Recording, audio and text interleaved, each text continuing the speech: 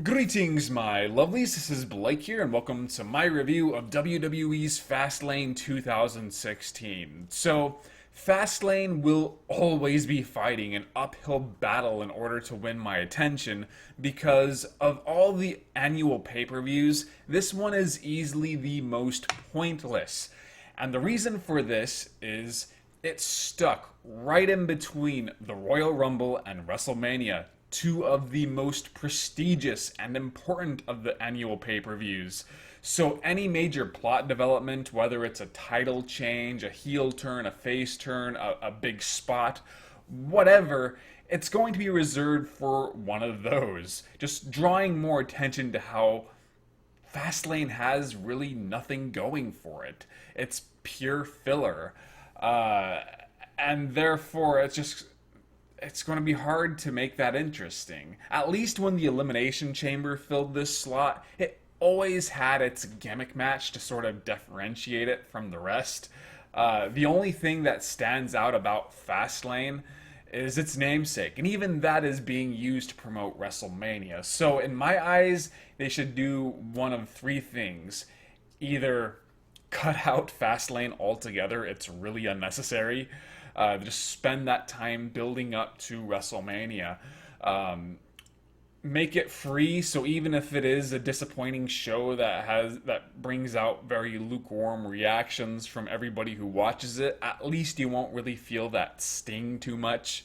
Or go out of your way to make it a compelling show. But that is easier said than done, because more than likely the writers were saving their better ideas for the upcoming WrestleMania, or they had already used them for the Royal Rumble. I have to imagine that when building up Fastlane, they probably were running on creative fumes. So we're already at a disadvantage. And when it comes to this year's Fastlane, I thought it was a pretty subpar show. And it wasn't because I thought the match quality itself was weak. The wrestlers, did fine in their roles. Sometimes they were even exceptional. But the storylines going into it felt very uninspired. Like the writers knew we probably wouldn't care, so they didn't care themselves. Nothing really stood out as too bad. It was just bland. And I thought the booking was kind of weak too. None of the matches on this card really got me excited.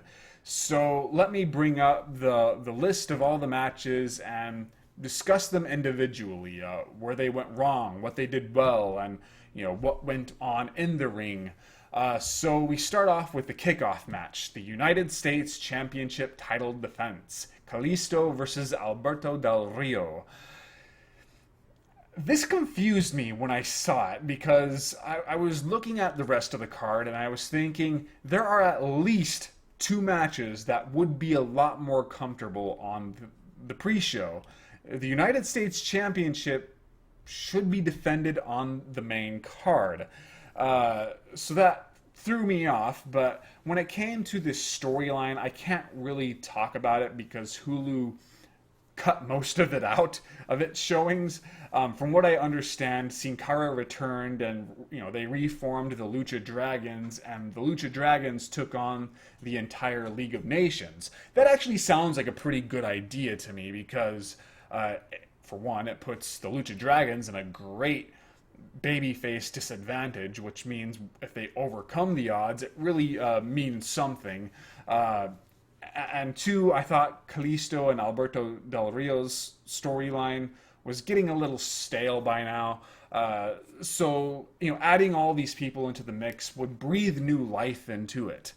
But from what I understand, all this led to was them having a lot of tag team matches, and it wasn't all that exciting or interesting, and WWE just didn't really know what to do with this angle. But I can't really say anything because I didn't see the majority of it. When it came to the match itself, honestly, at first I thought they were phoning it in as if neither performer was trying too hard, and then I remembered that Del Rio is apparently going through an injury. I don't know if he's still hurt, but apparently he got injured in the Royal Rumble and had been working through it.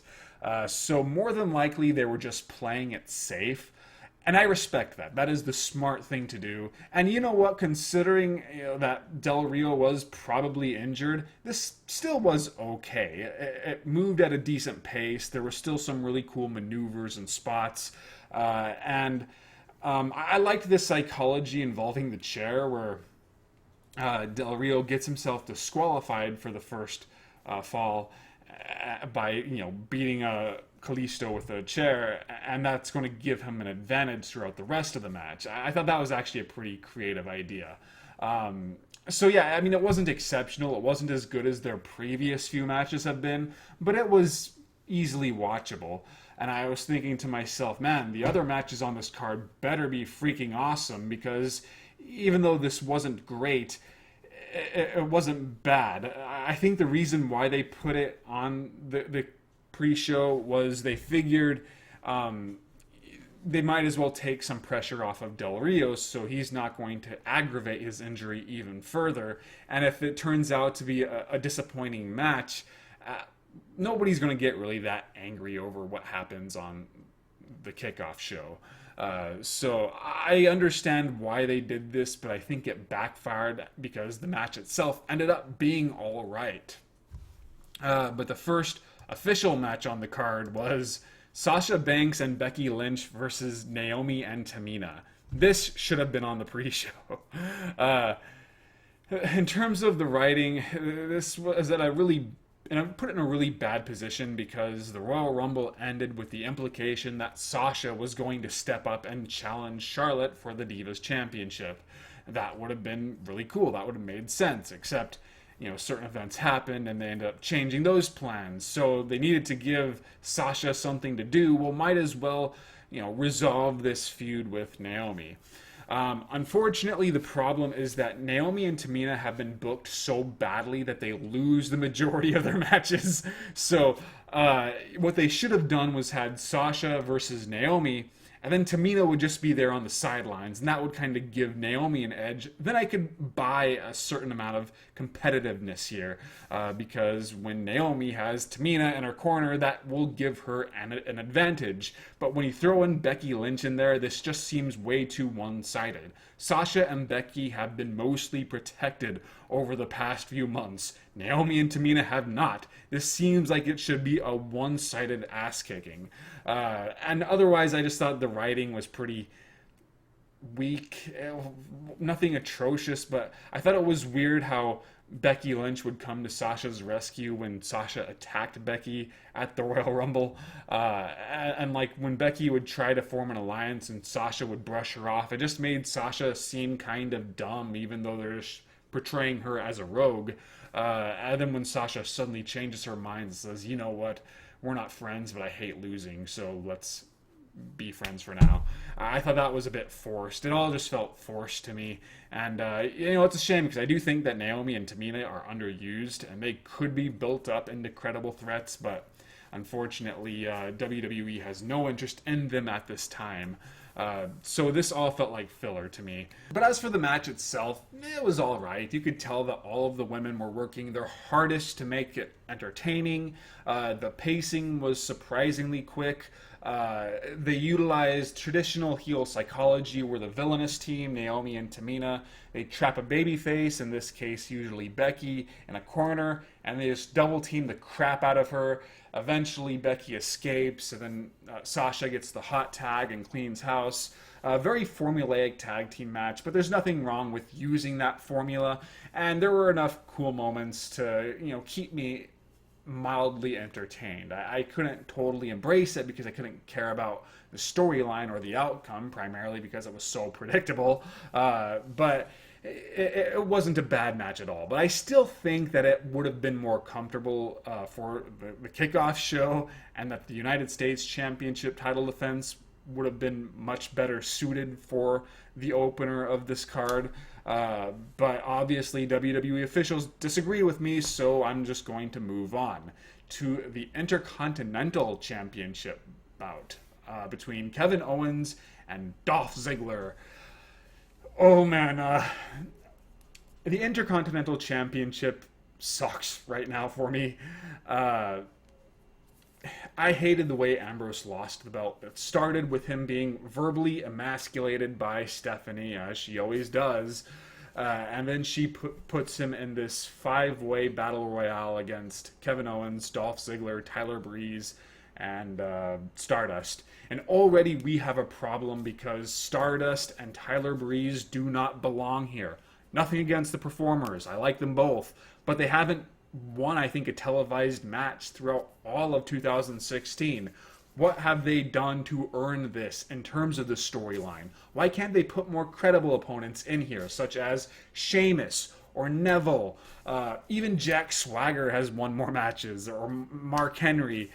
So I didn't really buy this booking at all. And then Kevin Owens, okay, yeah, if anybody's going to take the belt from Ambrose, it should be him. But Owens has not been booked all that strong lately either. He's been losing to Ambrose quite often, and he lost to Dolph Ziggler, who recently lost to Heath fucking Slater. So to me, this just devalues the Intercontinental Championship. And in terms of the story between Ziggler and Owens, it was fine. They didn't have a whole lot of time to flesh it out, but nothing about it really stood out as bad either. It was acceptable, but for the most part unexceptional in terms of the development of this feud. But the match itself was a lot of fun. And actually, I will say this, I'm glad to see that Ziggler seems to be having fun once more. These past few months, it's really felt like he has been phoning it in as if he's tired of being a jobber. But this is the Ziggler of old shining through, where the match moves at a lightning fast pace. They're both really working hard in terms of delivering, consistent but mostly safe spots. I like how their styles just have a natural chemistry together. Ziggler, he has more of a lightning fast, almost not quite high flying, but very electric style. And Kevin Owens, he is obviously a lot more weight to him, and he uses that more in his matches, but he's also a little bit more of a strong man, but in a very unconventional way. But because they're both such hard workers, their styles just have a natural chemistry. So all of their matches have been very good, and if I have to say anything bad about this match, it's just that it's not really any better or worse than their previous matches. But I did enjoy it, and if you like both men, you should definitely watch this match, even if you choose to skip the rest of the pay-per-view. I will have to be a little bit critical, though, in terms of Dolph Ziggler's psychology still baffles me. He always thinks that he's going to score the pin with his Famouser. I've never seen him win with that move. He keeps landing all these super kicks and they're not working. So it's like, what's his strategy now? Well, another super kick. To me, Dolph Ziggler, the character, just makes no sense. But still, it was an entertaining bout. The storyline wasn't much, but this was probably one of the highlights of the show. So that is all I have time for with this video. Stay tuned for my next one, where I'll discuss more of the matches, maybe even the rest of them. We'll just have to see.